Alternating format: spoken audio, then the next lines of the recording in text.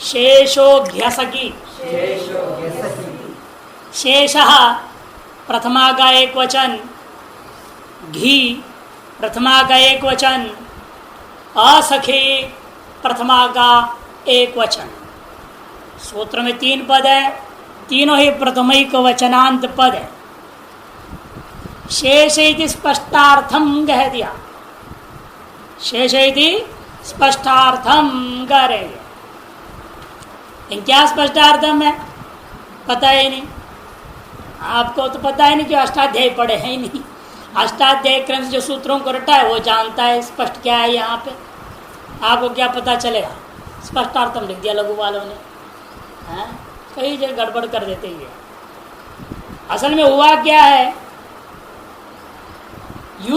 क्यों नदी एक सूत्र है, 1 4 3 है।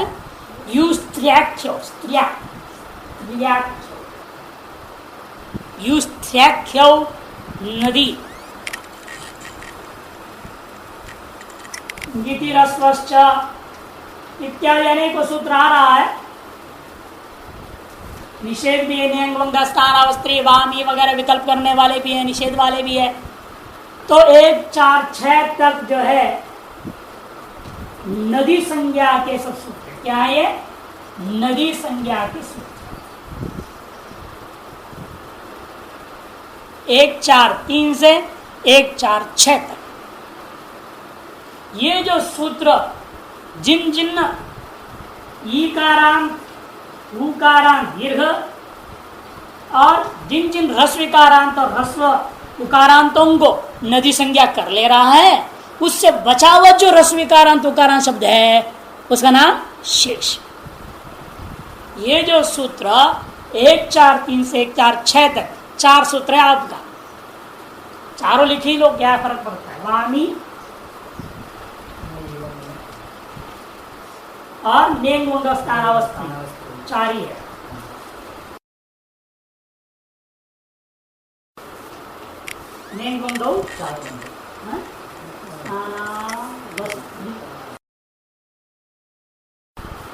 गिदरस वामी ये 4 में होनी चाहिए। वामी 5 है, ये 4 है। 1 से 6 लास्ट में नहीं, निधि से 6 लास्ट में ऐसा है।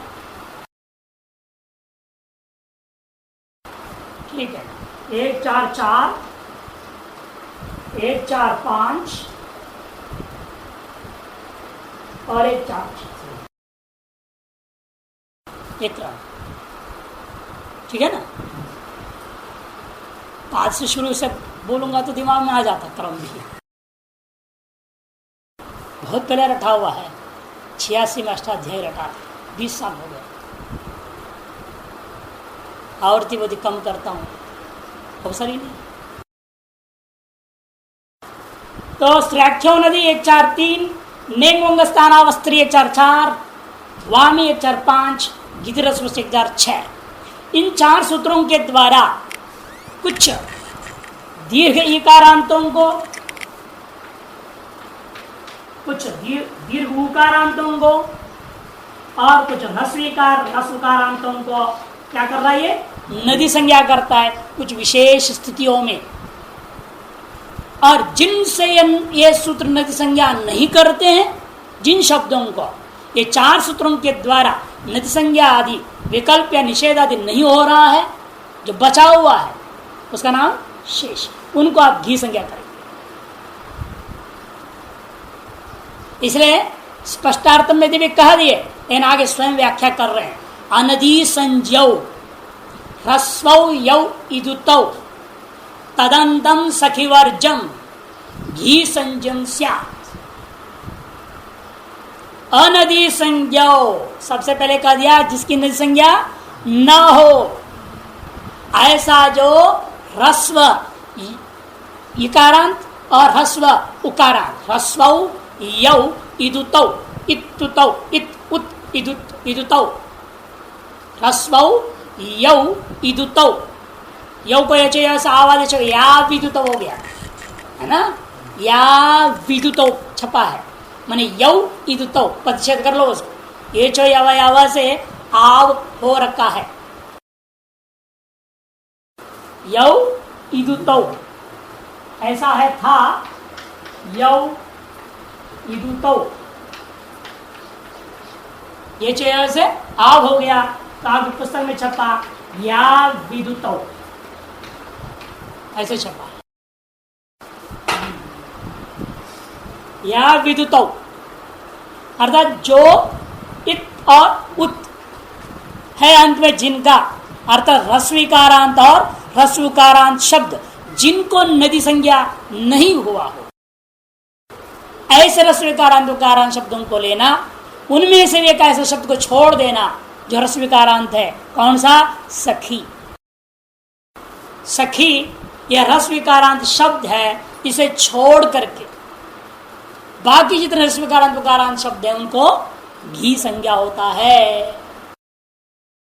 अनदी संजौ रस्सो या विदितौ तदंतम सखी वर्जम घी संजम स्यात्। सखी को छोड़कर, सखी भी ह्रस्वीकारांत है, उसको भी नदी संज्ञा नहीं होता है, नदी संज्ञा उसको नहीं है और ह्रस्वीकारांत भी है, अतः घी संज्ञा प्राप्त था, उसे वारण कर दिया सूत्रकार ने स्वयं का। सखी शब्द को छोड़ करके बाकी जो नदी संज्ञा रहित ह्रस्वीकारांत उकारांत शब्द है उनको घी संज्ञा कर लेना।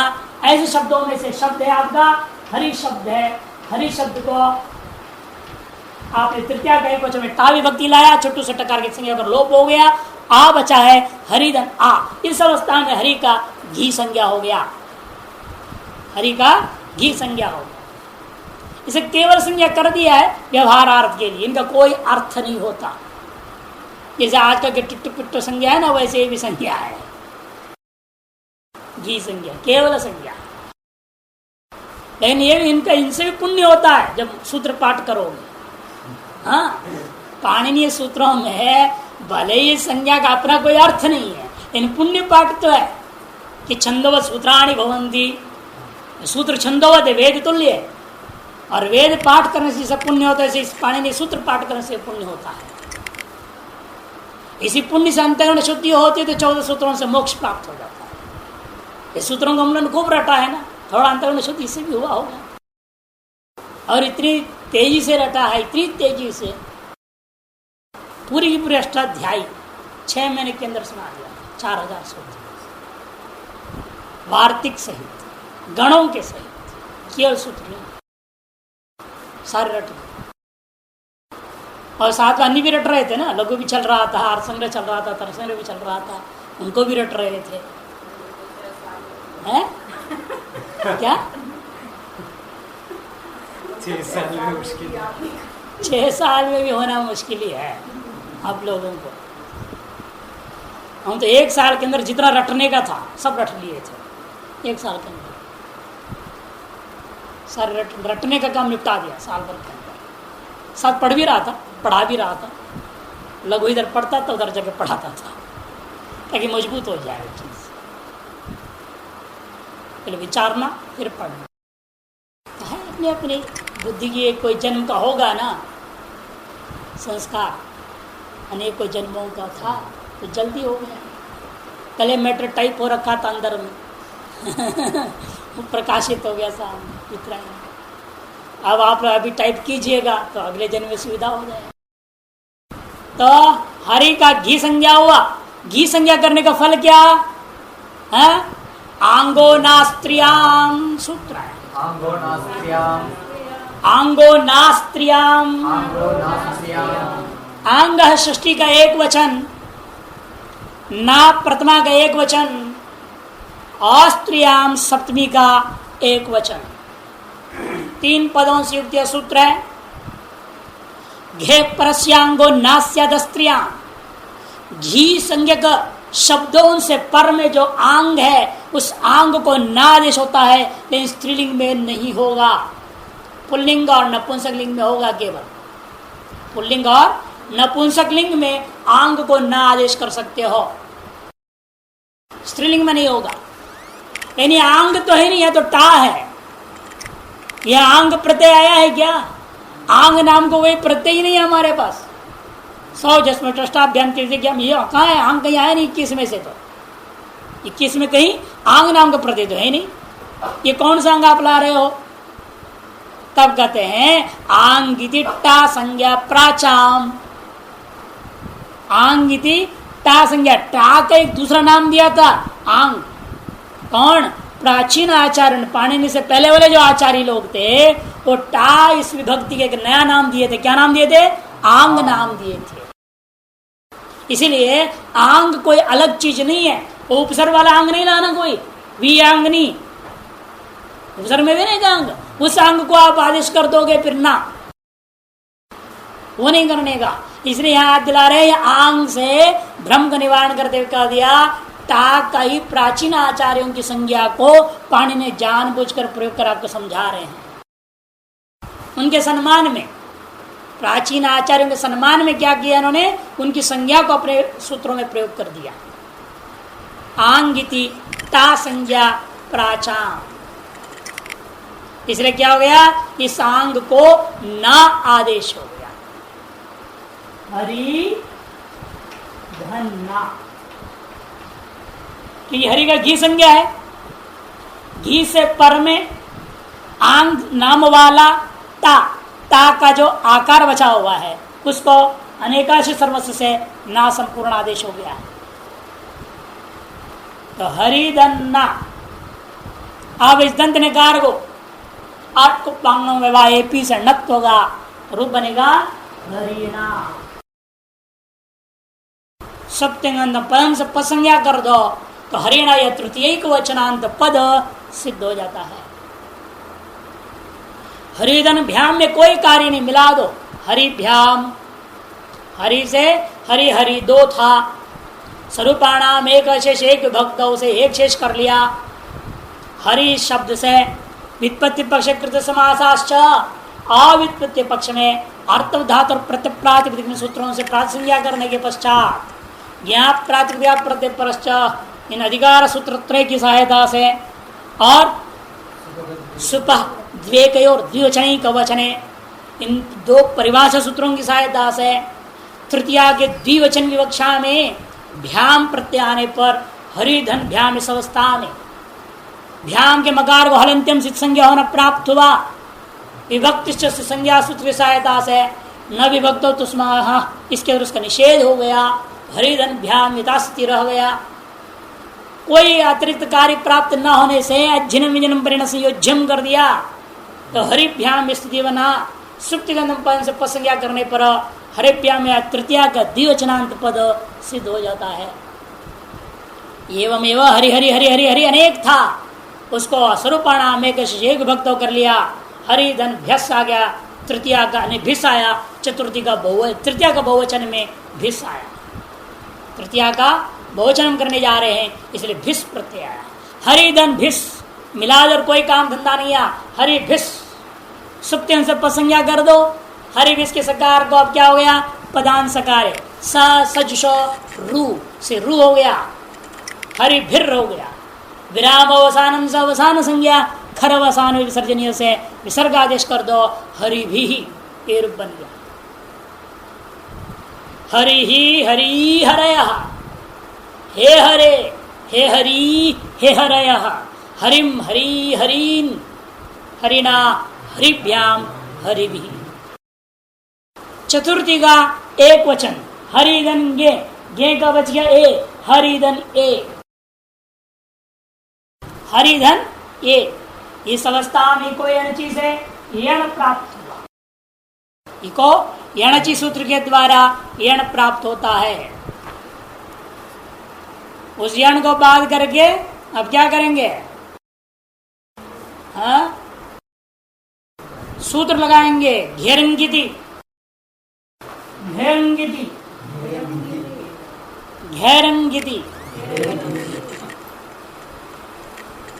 घे है षष्ठी का एक वचन, गीति सप्तमी का एक वचन। षष्ठी और सप्तमी के एक वचनांत से युक्त दो पद वाला यह सूत्र है, घे है और नीति। घी संजक से गिति गुणास्या, घी संजक शब्द के स्थान पर गुणालेश हो जाता है। तब गित प्रत्ययों के पर रहते हुए गित आपके कितने हैं? 4, गे गसी गस गी, चतुर्थी, पंचमी, षष्ठी, सप्तमी चारों विभक्तियों का एक वचनांत प्रत्यय गित प्रत्यय है। उन गित प्रत्ययों के पर में रहते हुए हरि जो घी संजक शब्द या वर्तमान में कोई भी घी संजक शब्द हो उसको क्या होता है? गुण होता है। वर्तमान में हरि शब्द है, इसको गुण होगा। गुण कहाँ होगा? अलोन्त्य से हरि के कार का होगा। गुण क्या होगा? स्थानांतरतम लगेगा, वो ई को ए कर देगा। अतः हमको कहना पड़ेगा अलोन्त्यस्य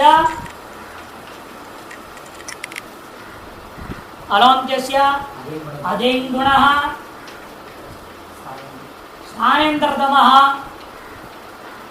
इन तीन सूत्रों की सहायता से ई को हो गया ए, हरे धन ये। इसी को आपने लिया है ए चयावाया सूत्र में पढ़ा है। हरे धन ए, विष्णु धन ए, हरे ए विष्णवे रूप बनाया था आपने। अब इसलिए वही सूत्र प्रक्रिया है। यथासंख्यम अनुदेश समानाम सूत्र की सहायता से आप लगाइएगा ए चो अयवायावः। आई आदेश हो गया हरई धन ये, अज्जिन व्यंजनम परिण संयोज्यम हरये हरये। ठीक है, घी संजक हरि शब्द, इसलिए इसको गुण करना है गित प्रत्यय के पर रहते हुए। यण को बाल करके गुण करने के लिए चला तो अलोन्त्य से हरि के कार को करने कह रहे हैं। अधिक गुण गुण संज्ञा कर दिया अ ए वो की, तो स्थानांतरतम के आधार पर आपने क्या किया? ई को एकार आदेश कर दिया। तो हरेधन ये हुआ। यथा सिंह समानाम सूत्र को लाए, उसकी सहायता से ए चौवाया सूत्र से एकार को ऐ आदेश कर दिया। हरैदन ये मिला दिया। अज्जिन व्यंजनम परिण संयोज्यम हरये। सुप्ति कदम पदम से पसंज्ञा कर दो तो चतुर्थ एक वचनांत पद सिद्ध हो गया। द्विवचन में कोई काम नहीं, हरिभ्याम हरिभ्याम, और बहुवचन में भी कोई काम नहीं, हरिभ्यः बने। हरिभ्याम हरिभ्यः, हरिभ्याम हरिभ्यः, हरिभ्याम हरिभ्यः। ध्यान में मकार है, भ्यस में सकार है। इन मकार और सकार को क्या होता है? हलंत्यम संज्ञा प्राप्त होता है। विभक्ति संज्ञा की सहायता से न विभक्त तुष्मा के द्वारा प्राप्त सकार और मकार की संज्ञा का निषेध हो गया, तो मकार को मकार ही रह गया, लेकिन सकार को हरिभ्यस अवस्था में सुप्ति कदम पदम से पद संज्ञा करेंगे, सजशो रू से रू कर देंगे तो हरिभ्यर हो गया। विराम अवसान संज्ञा खर अवसार से विसर्ग कर दो, हरिभ्य। वह सुप्ति पदम से दोबारा संज्ञा कर लीजिए। एक देश कृत न्याय से वही जो था पहले हरिभ्यस, वही अब हरिभ्या बना हुआ है। अतएव चतुर्थी बहुश्रांत पद की सिद्धि हो जाएगी। पंचमी का एक वचन का रूप चलेगा। पंचमी का एक वचन का रूप, पंचमी के एक वचन क्या प्रत्यय आता है? ngस, ngसी, वास्तव में ngसी है, एक उच्चारण चला जाता है तो ngसी। गसी में क्या बचा? अस, गसी में बच गया अस। हरि धन अस, इकार उच्चारणार्थ था और गकार का लशक संज्ञा कर दिए, बच गया अस। हरि धन अस। यहां भी कोई चीज प्राप्त है, कोई से यण प्राप्त था, उसको आपने बाध दिया, घेरेंगे से यहां भी गुण कर दिया। हरे धन अस हो गया। प्रक्रिया पूरी वही है। अलोन्त्यस्य अधिगुण स्थाने अंतरतमः, स्थाने अंतरतमः सूत्र की सहायता से आपने क्या कर दिया? घेर से द्वारा ई को ए कर दिया, हरेदन अस हो गया। इस स्थिति में पूर्वत आप क्या करना चाह रहे हैं? यथासंगम सहायता से ये जो यवायाव लगाना चाहते हैं उसको बाध करके सूत्र ला रहे हैं। गसी गसोश्च, गसी गसोश्च, गसिंगसोह षष्ठी का द्विवचन है और च अव्यय है, दो पदों से युक्त सूत्र है। एंगों गसिंगसो रति पूर्व में एकादेश षष्ठी पूर्व एकादेश करना है ना, एकादेश दोनों स्थानीय हो जाता है।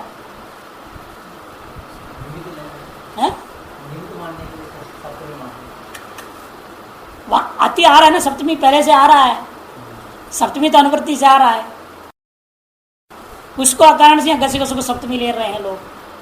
ये सबको षष्ठी बना देना है हमें।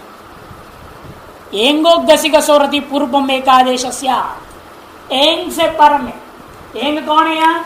हरे का एका एंग, उससे पर में ये आकार क्या है? घसी संबंधी अर्थ, घसी का अवयव रूपा अर्थ, घसी का अवयव रूपा अर्थ। सप्तमी रहने से अति के साथ विशेषण हो जाता है, वो भी ठीक रहता है। वैसे उन्होंने षष्ठी क्यों लिखा पता नहीं, हमारे इसमें षष्ठी लिखा हुआ है, प्रिंट है, प्रिंट किया हुआ है। लेकिन होना सप्तमी ज्यादा अच्छा, कि अति का विशेषण है ना, घसी घसो। लेकिन इसलिए षष्ठी कर दें कि व्याख्या सप्तमी षष्ठी का ही कर रहे हैं ना हम लोग। घसी घस संबंधी, संबंध किसका होता है? षष्ठी। इसलिए शायद उन्होंने लिख दिया घसी गतोर संबंधी तस्मिन पर है।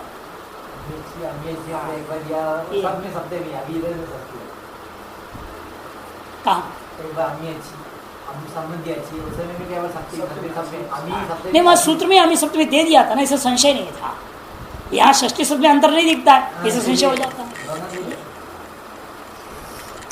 एंगो घसी घसो रति, एंग से पर में घसी अथवा घस संबंधी अर्थ हो तो दोनों के स्थान पर पूर्व एकादेश, पूर्व रूप एकादेश हो जाएगा।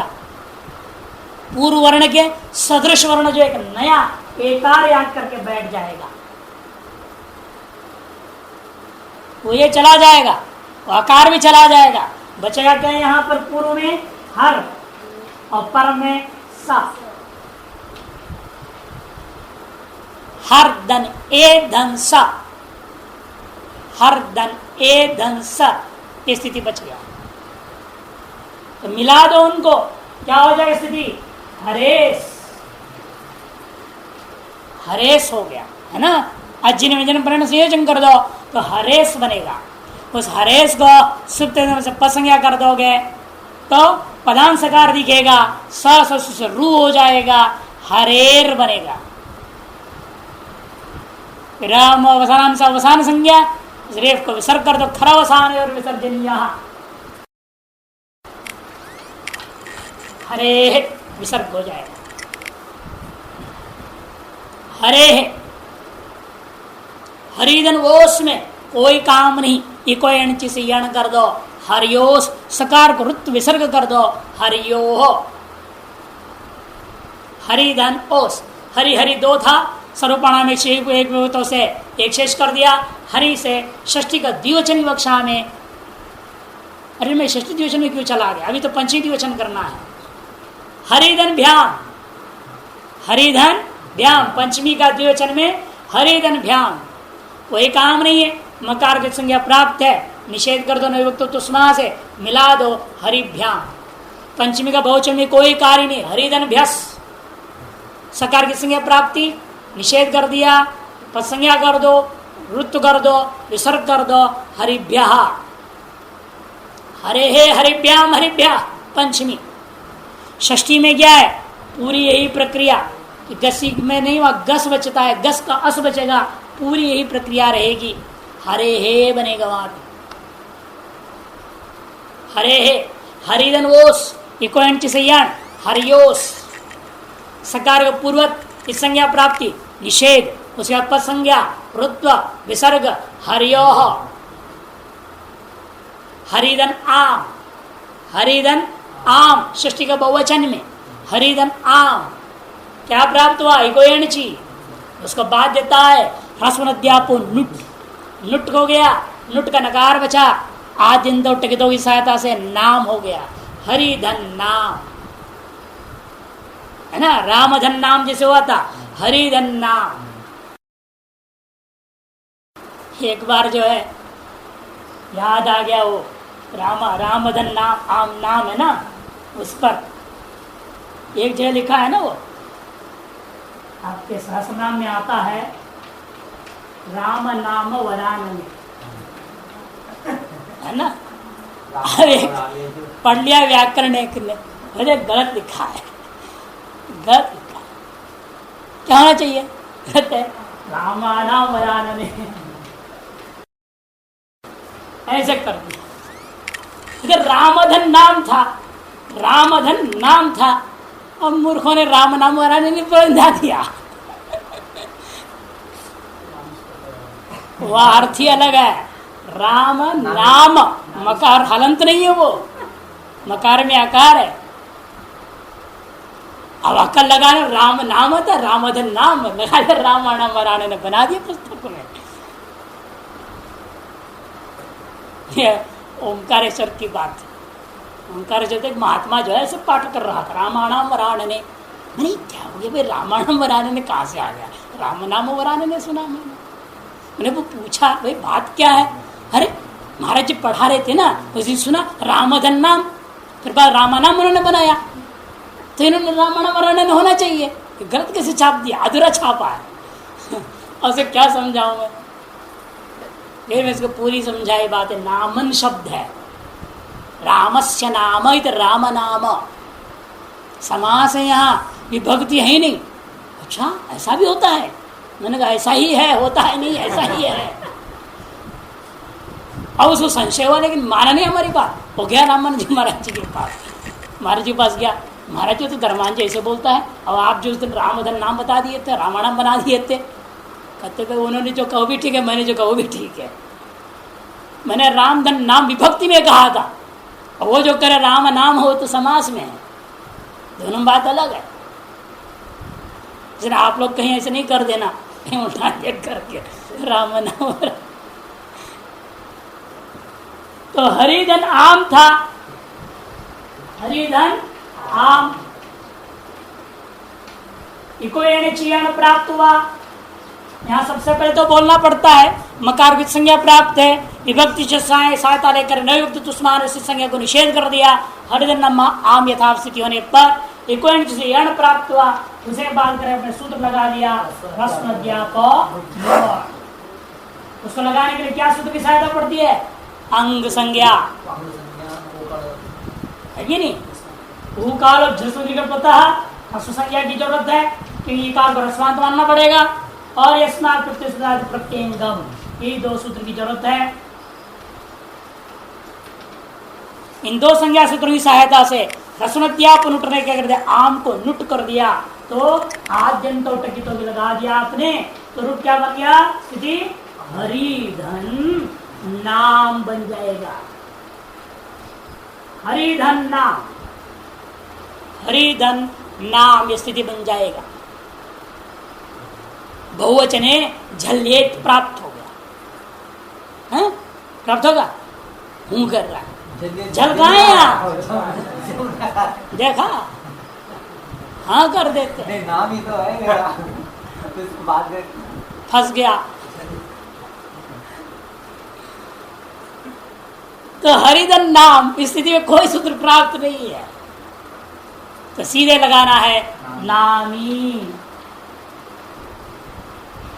नामी सूत्र से अजंतांगस्य दीर्घस्य नामी पर, नाम पर में है, यह अजंत अंग है, उसको दीर्घ हो गया, हरि धन्ना।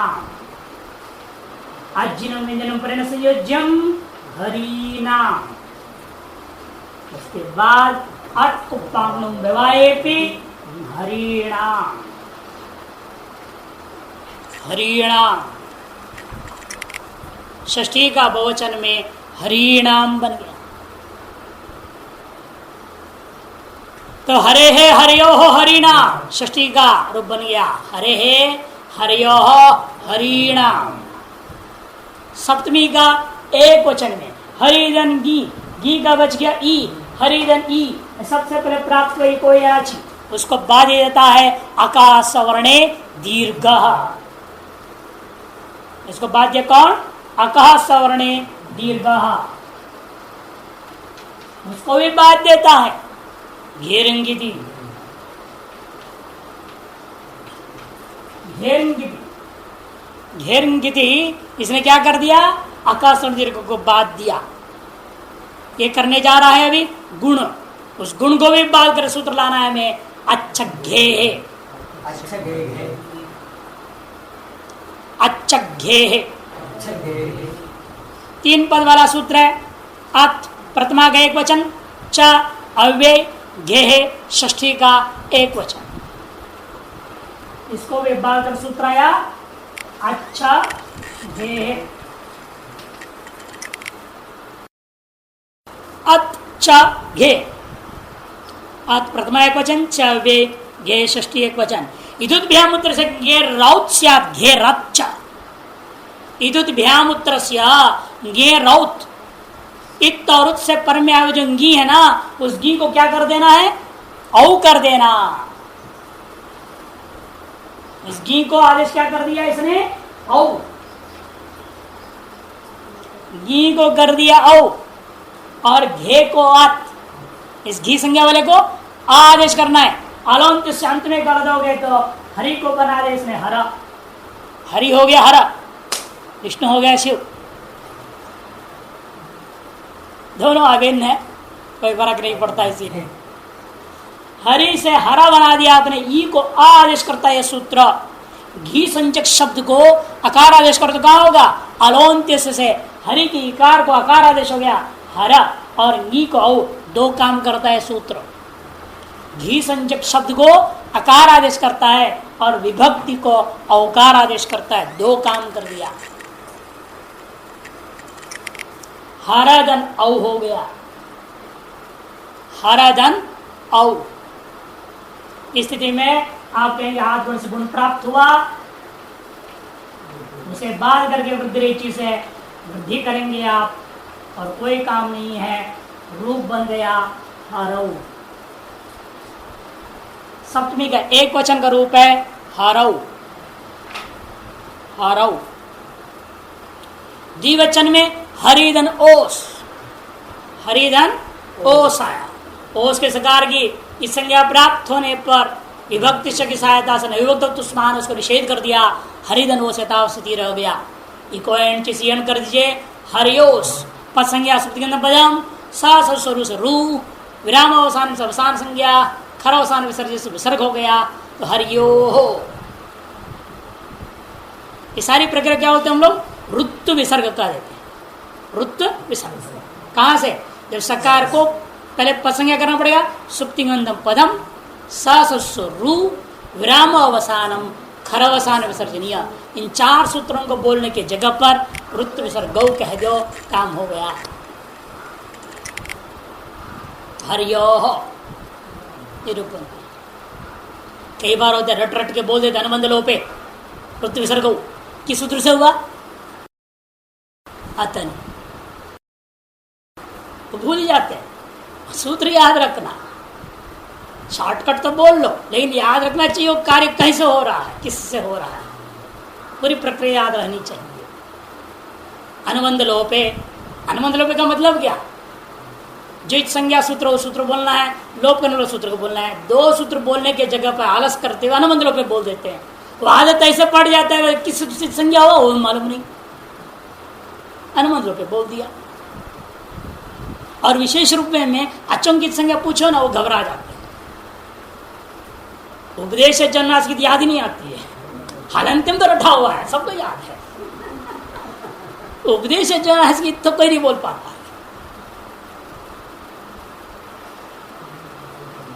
कई बार ऐसे गुण संज्ञा किसे वो आधगुण बोल देते सीधे। अधिक गुण संज्ञा हो रहा है कि आधगुण से होता है? गुण संज्ञा किससे हो रहा है? आधगुण बोल देते हैं, इन अधिक गुण से होता है। ये सब सामान्य भ्रांतियां जो होते बता रहा हूं ताकि आप लोग सतर्क रहो। तो चलाइए हरि का रूप। हरिधन सुप आया अंत में सप्तमी का बहुवचन। हरिधन सुप प्रकार की संज्ञा होकर के लोप हो गया, अनुबंध लोप हो गया, है ना। हरिधन सूर है गया, हरंत्यम चित संज्ञा हुई, तस्य लोप से लोप हो गया। तो हरिधन इस अवस्था में कुछ नहीं, अजन विजन प्रण संयोज्य मिला दो, सुप्तन से पसंज्ञा कर दो, सप्तमी का बहुवचनांत प्रसिद्ध हो गया हरिशो। नहीं, आदेश प्रत्यय लगाना। हरिधन सु रहेगा, सु के सकार को मूर्धन्य शकार करना। मूर्धन्य शकार करने के लिए इणकोह परस्य प्रत्यावयवस्य आदेश सस्य मूर्धन्य आदेशस्य वहां स्थानांतर तो भी लाना पड़ा, ईशद विवृत आदि प्रयत्न की सादृश्यता लेकर के सब को मूर्धन्य शिकार करना पड़ा। इसलिए स्थानांतरतम की सहायता से आदेश प्रत्यय हुए सूत्र के द्वारा सुप के सकार को मूर्धन्य शिकार आदेश हो गया, तो हरि शूय रूप सिद्ध हो गया। तो हरि हरि हरय, हे हरे हे हरि हे हरय, हरिम हरि हरिम हरिणा हरिभ्याम हरिभिः, हरे हरिभ्याम हरिभ्यः, हरे हरिभ्याम हरिभ्यः, हरे हरियो हरिणाम हरौ हरियो हरिशो एवं कप्यादय। मैंने संबोधन को पहले बोल दिया, एवं कव्यादय नहीं तो कप्यादय। कभी कभी ऐसे रूप बनेगा, फर्क तो कुछ नहीं। इन पुस्तक में पाठ कव्यादय है, कप्यादय नहीं है। पाठ कव्यादय है, कप्यादय रहता तो भी फर्क नहीं पड़ता। कवि का रूप चलाइए, आप कवि का रूप चलाइए।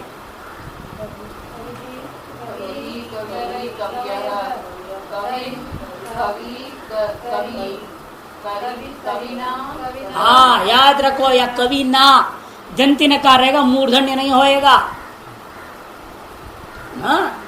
रेफ और शकार निमित्त का ना होने से कवि ना हरिणा और मूर्धन्य हो गया, तो यहाँ भी कविणा ऐसा नहीं बोलना, कवि ना दंती नकार है, इसलिए मैं बुलवाया कवि ना। आगे बढ़िए, कविभ्याम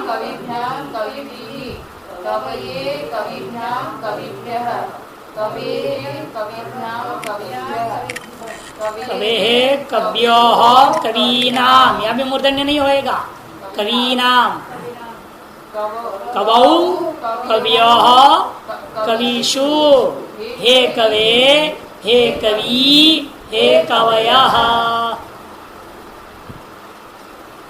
इसी प्रकार अन्य जितने भी ह्रस्वीकारांत शब्द हैं सभी पुल्लिंग वाले ह्रस्वीकारांत शब्दों को याद रखना।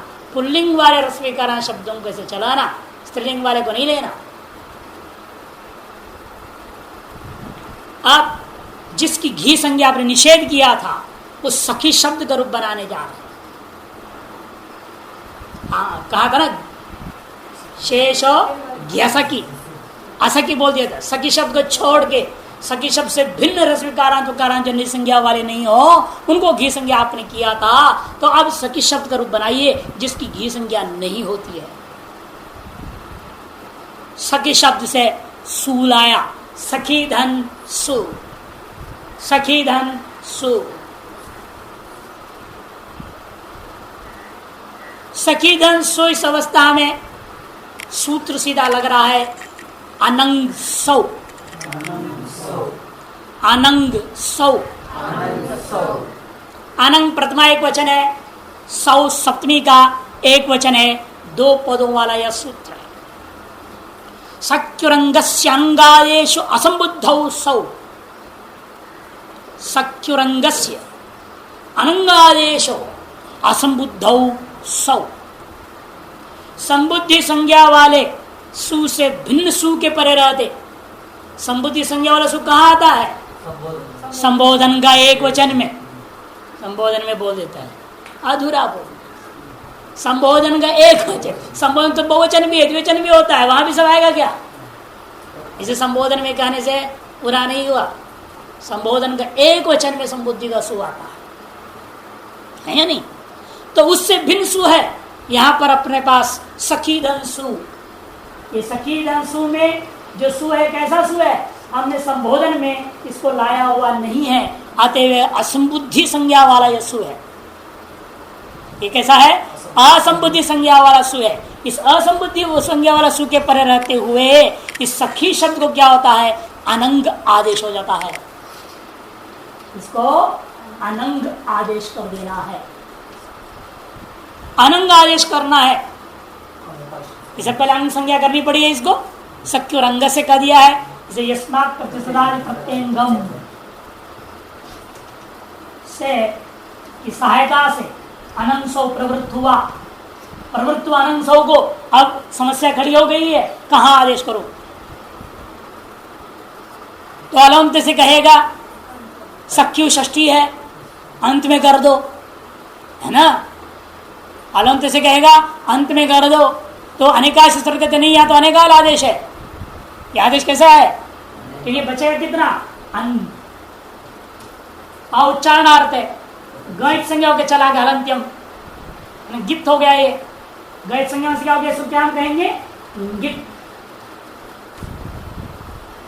गित आदेश है, इसलिए हलंत से आता है पहले, उसको भगा दिया अनेकाश सर्वस्व ने, उस अनेकाश सर्वस्व को भी भगा देगा अभी गिच्च। पढ़ाया ना आपने सूत्र, अलंग स्फोटान से पहले आया गिच्च। गित अनेकालपि अंत्यस्यैव स्यात्। यदि गित है और अनेकाल होने पर भी वह संपूर्ण के स्थान पर आदेश नहीं होगा, किंतु अंत्यस्यैव स्यात्। अंतिम में कौन है, ई, उस ई को ही अन्न आदेश होगा। इस स्थिति क्या हो जाएगा, ई को अन्न आदेश करोगे तो सखन धन स, सखन धन स, सखन धन स स्थिति हो गया।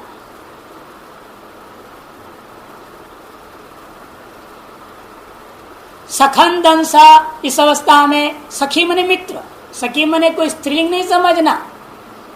हिंदी में होता है ना सखी मने होता है सहेली लड़की, उसको बोलते हैं ना, नहीं यहाँ संस्कृत में सखी शब्द पुल्लिंग है, मित्र को बोलेंगे। पुरुष का मित्र भी सखी शब्द से बोला जा रहा है यहाँ संस्कृत में। संस्कृत में सखी शब्द मित्र का वाचक है। वो अलग है, वो अलग। वह सखी दीर्घिकार है, ह्रस्वीकार नहीं है। वह सखी दीर्घिकार है, सहेली अर्थ में ये वहां पर। हम यहाँ ह्रस्वीकार ले रहे हैं, यहाँ ले रहे हैं हम सखी, ह्रस्वीकार है। इसका पुरुष मित्र, पुम मित्र, बॉयफ्रेंड अंग्रेजी में है ना। और जो स्त्रीलिंग में करोगे तो सखी दीर्घिकार होगा, और स्त्री मित्र गर्लफ्रेंड हो जाएगा, यानी गर्ल का फ्रेंड होना जरूरी नहीं, बॉय को गर्लफ्रेंड हो सकता है। लड़का भी गर्लफ्रेंड्स रखता है कि नहीं आजकल, और लड़की भी बॉयफ्रेंड्स रखती है। वो आजकल जमाने के हिसाब से बोल रहा हूं, पहले जमाने में ऐसा होता नहीं था। लड़कियों का कोई बॉयफ्रेंड नहीं होता था, ना लड़के के गर्लफ्रेंड होते थे। जब हो गए तो फिर शादी भी हो जाता था। ऐसा बाई चांस हो जाए गर्लफ्रेंड, उसके साथ शादी भी करना पड़ता था। हुआ है ना, फ्रेंडशिप हुआ। नल दमयंती वर्ग क्या कहानी है, फ्रेंडशिप हुआ पहले, फ्रेंडशिप फिर मैरिज में कन्वर्ट हो गया। तो इसीलिए सखी शब्द ह्रस्वीकारांत हो तो पुल्लिंग में होगा, मित्र सामान्य अर्थ में होगा, और सखी दीर्घकारांत तो स्त्री मित्र में ही जाता है। तो सखंदंसा, इस अवस्था में देखिए, अब 2-3 सूत्र और पढ़ने पड़ेंगे। एक संज्ञा सूत्र आ रहा है पहले, अलोन्त्यात पूर्व उपधा, अलोन्त्यात पूर्व उपधा, अलह पंचमी एक वचन, अंत्यात पंचमी एक वचन, पूर्व प्रथमा एक वचन, उपधा पंचमा का प्रथमा का एक वचन, 4 पदों वाला सूत्र। अंत्यादल पूर्वो वर्ण उपधा संजय स्यात्। अंत्य आपकी बुद्धि सापेक्ष है, अंत्य कहने से सब अंत्य है, पद का अंत्य वो, इसलिए हमेशा अंत्यत्व आदित्व ये सब चीजें क्या है, बुद्धि सापेक्ष। जिसकी अब उपधा संज्ञा करना चाहते हैं उसके अनंतर वर्णों को क्या कहेंगे हम, अंत्य शब्द से ग्रहण करेंगे। यहां हम क्या करेंगे, इसलिए प्रातिपदिक का अंत को ले लें, पद का अंत को नहीं। प्रातिपदिक कौन है, सखन, इसका अंत कौन है, ना, उसका पूर्व में कौन है, ख बोल दिया, अ है, ख नहीं है। ख में जो अ है वो न के पूर्व में, ये पूर्व में है या नहीं, नकार के पूर्व में अ है, ख कभी नहीं बोलना है। तो अंत्यल प्रातिपदिक की अपेक्षा से अंत्यत्व सखन के नकार उस अंत्य है न, उसके पूर्व वर्ण है अ, उस अ का क्या नाम हमने रख रहा हूं? उपधा। अंत्य के समीप में जो धारित है, अंत्य के समीप में जो धारित होने से उसका नाम है उपधा। उस अंत्य के पूर्व में विद्यमान वर्ण की उपधा संज्ञा करने का फल क्या है? अगला सूत्र लगता है सर्वनाम स्थाने चा संबुद्धौ, सर्वनाम स्थाने च संबुद्धौ, सर्वनाम स्थाने चा संबुद्धौ, सर्वनाम स्थाने च संबुद्धौ, सर्वनाम स्थाने सप्तमी एक वचन, च अव्यय, असंबुद्धौ सप्तमी का एक वचन। और सर्वनाम स्थान संज्ञा कौन करता है? सुड़ानपुंसकस्य, है ना? स्वादि पंचवचनानि सर्वनाम स्थाने संज्ञानि स्यः।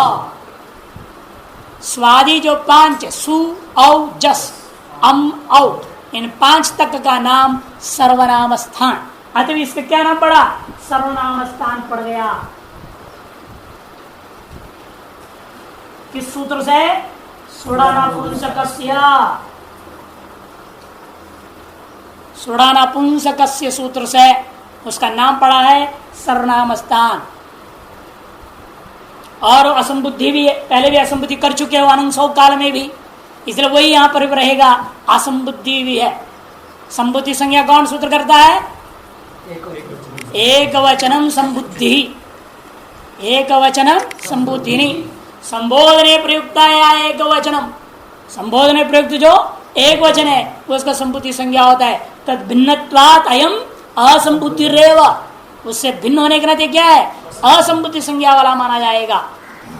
इसलिए सर्वनाम संज्ञा स्थान संज्ञा भी है, उस में असंबुद्धि संज्ञा भी है। अतएव क्या होगा? नान्तस्य उपदायः दीर्घ स्यात्, नान्तस्य उपदायः दीर्घ स्यात् असंबुद्धौ सर्वनाम स्थाने परे। ये नान्त की उपदा है, अन्य चीजों की उपदा हो सकती है। अंत में नकार आना कोई जरूरी क्या? अंत में अन्य वर्ण भी आ सकते हैं, तो उन अन्य वर्णों की उपधा कोई दीर्घ नहीं करेगा, नान्त की उपधा कोई दीर्घ करेगा। नकारांत हो उसे पूर्व में जो उपधा है उस उपधा को क्या आदेश होगा? दीर्घ। दीर्घ प्लुता से दीर्घ संज्ञा वाला वर्ण को लाओगे तो स्थानांतर तम से आधार पर आरूपी दीर्घ ही आदेश करूंगा, ई हु आदि दीर्घों को आदेश नहीं करूंगा। इसलिए सर्वनावस्थाने च संबुद्धौ सूत्र लगाने के लिए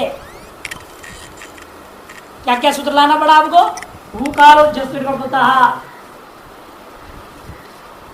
और स्थाने अंतरतम,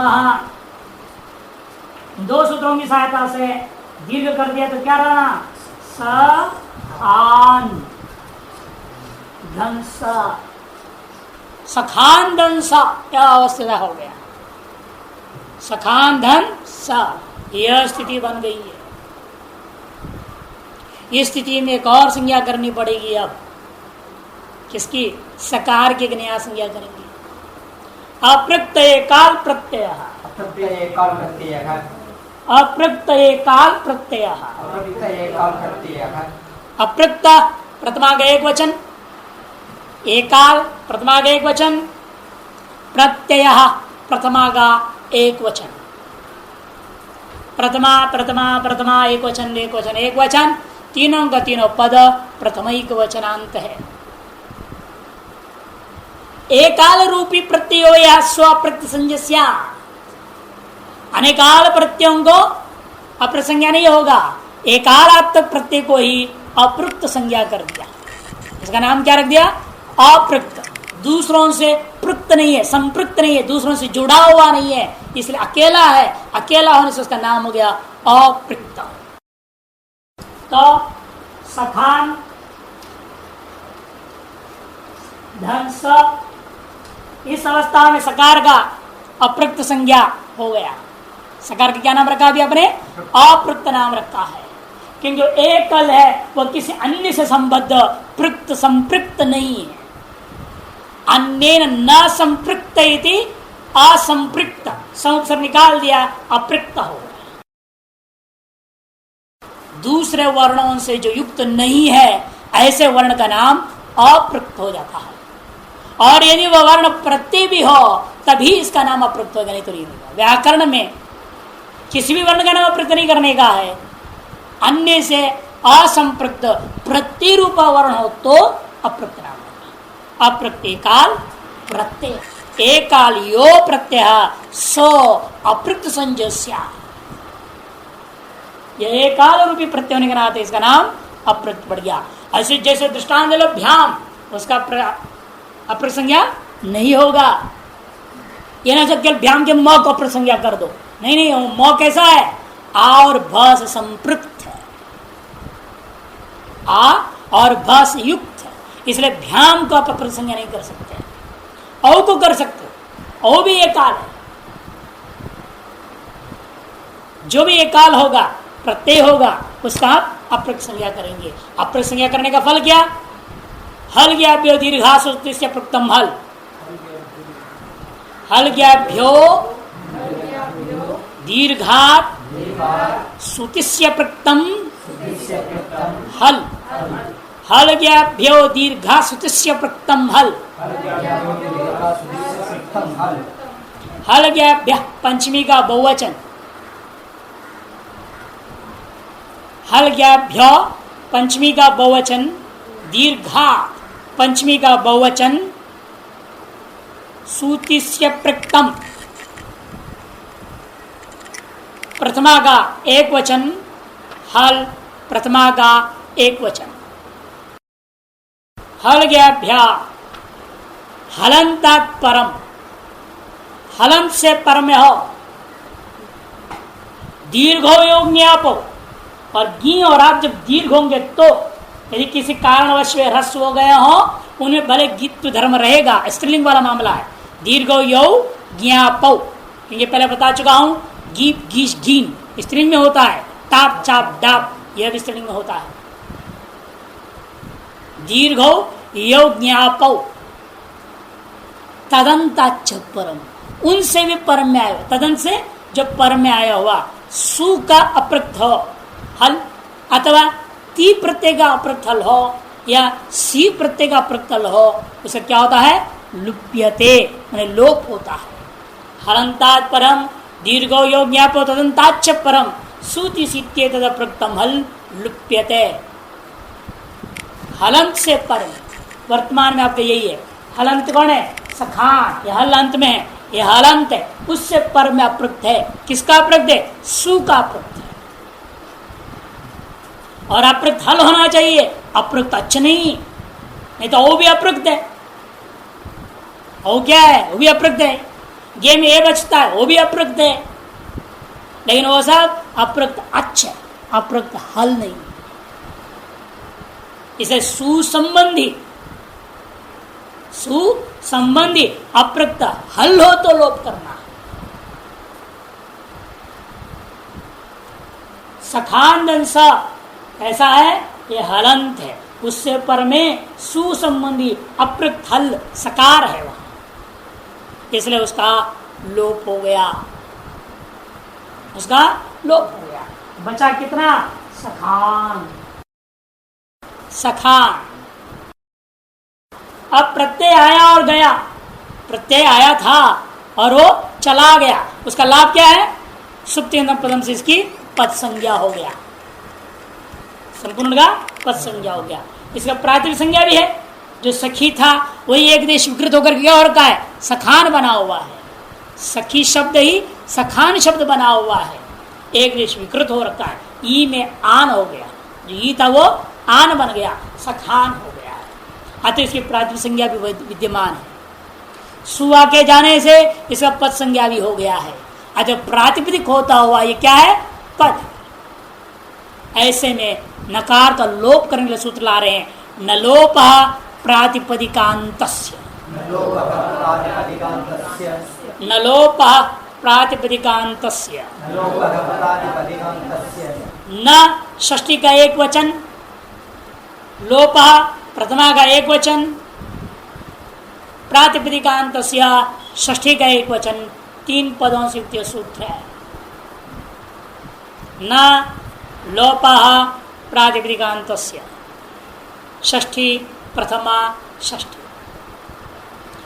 प्रातिपदिक संज्ञकम यत् पदम तदन्तस्य नस्य लोपस्य प्रातिपदिक संज्ञकम यत् पदम। अब सूत्र लग रहा है नलोप प्रातिपदिक प्रातिपदिक संज्ञा वाला भी होता हुआ जिसका पद संज्ञा भी हो जाए उसके अंत में आया हुआ जो नकार है उस नकार का लोप हो। यह ऐसा ही शब्द है सखान शब्द, इसका प्रातिपदिक संज्ञा होते हुए यहाँ सुट का आके जाने के कारण से पद संज्ञा भी है। ऐसे सखान शब्द का अंत में नकार भी दिखाई दे रहा है, अतः इस नकार का लोप कर दिया तो क्या बना रूप सखा। प्रथमा का एक वचन का रूप बन गया सखा। सखा देखो सखी था सखा हो गया, सखी से सखा बन गया। ऐसा लगता लड़की को लड़का बना दिया।